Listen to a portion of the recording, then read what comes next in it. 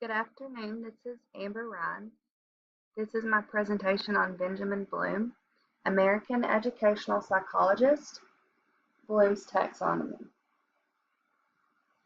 Benjamin Bloom was a progressive thinker in the educational realm who was truly interested in finding new and better ways to help students learn.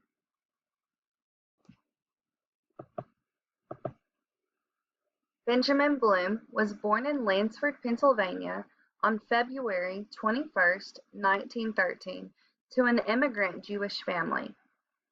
His parents had fled discrimination in Russia.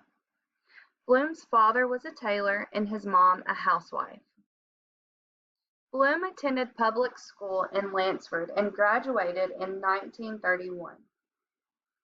He met Sophie in 1939 and was married in 1940, later having two children.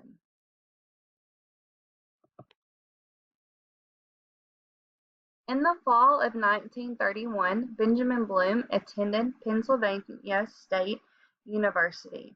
There he completed his bachelor's and master's degrees in psychology in only 4 years. He went on to work as a research worker for the Pennsylvania State Relief Organization and the American Youth Commission. While working at the commission, Benjamin Bloom met Ralph W. Tyler, a progressive educator who later became his mentor. He began his doctoral studies at the University of Chicago in the summer of 1939.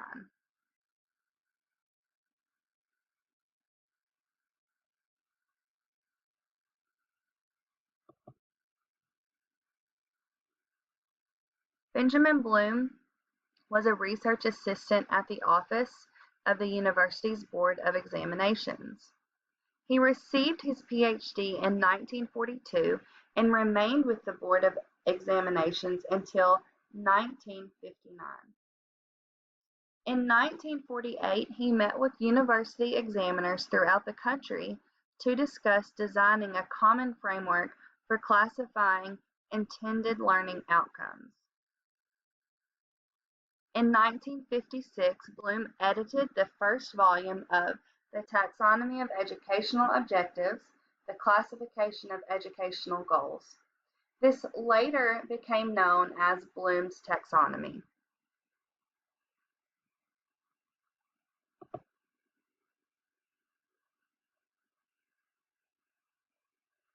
Bloom's taxonomy is a classification of learning outcomes and objectives that have been used for several reasons, including framing digital tasks, evaluating apps, and writing questions and assessments.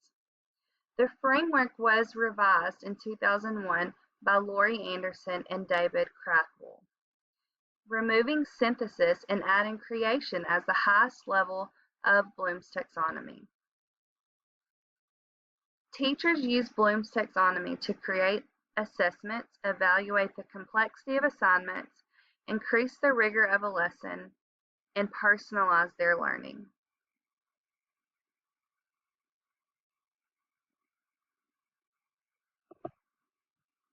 There are 6 levels to Bloom's taxonomy.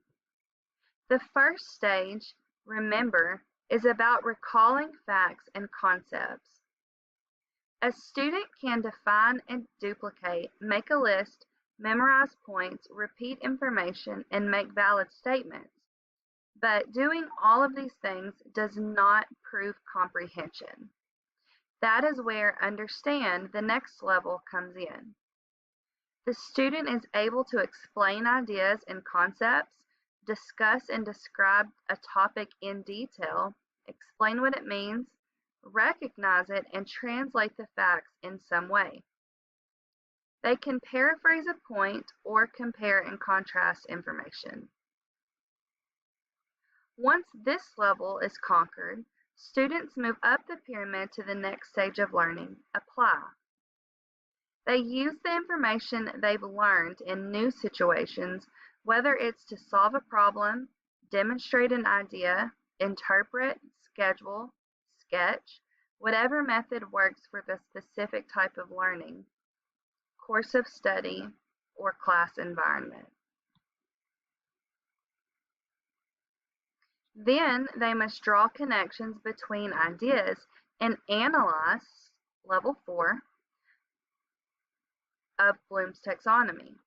They differentiate, organize, relate, compare, contrast, examine, question, or test their knowledge.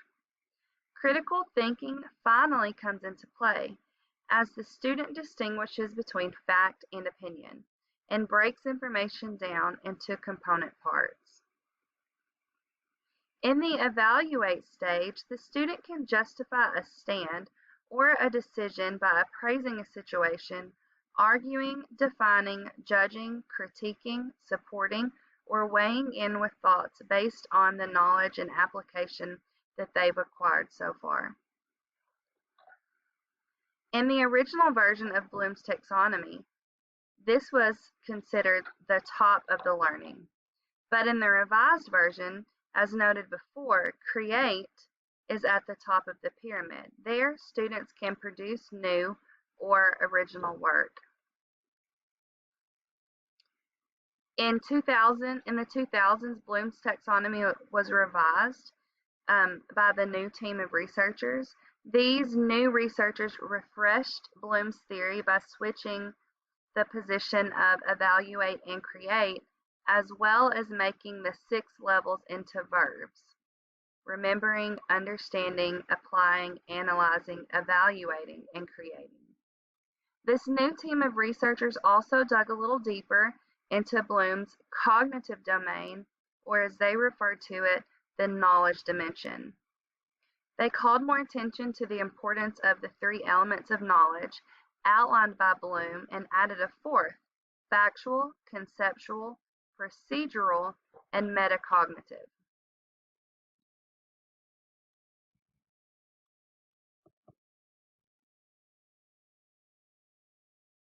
Bloom found that students who were exposed to a more tailored learning experience that included feedback, like in the mastery learning and tutoring groups, were more likely to achieve learning objectives as well as a higher grade average.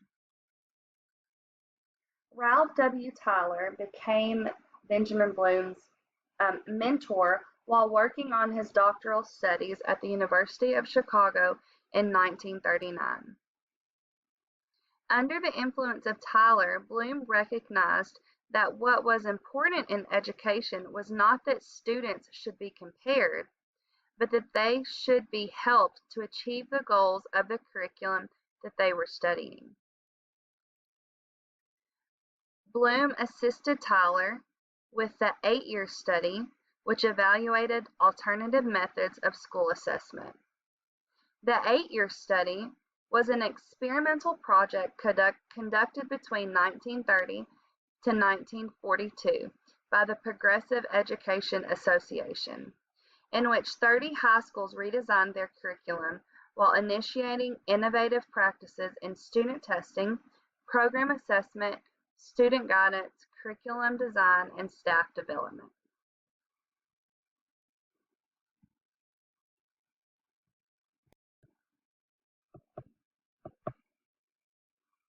Benjamin Bloom had many contributions to education.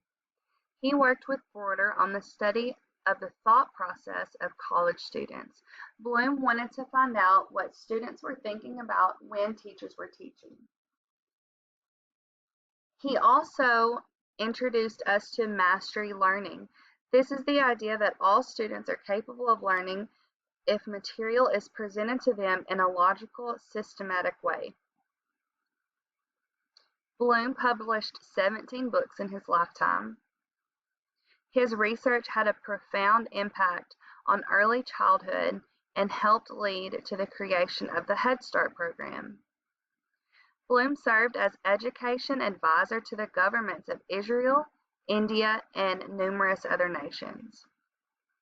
Bloom was invited to testify to the Congress of the United States that the first 4 years of a child's life is the most important and critical time to promote cognitive development.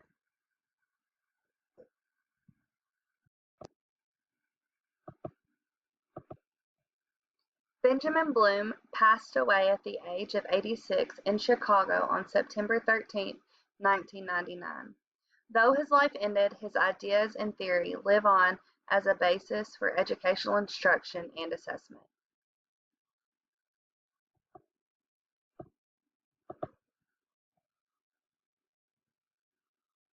Thank you so much for listening. Hope y'all have a good night.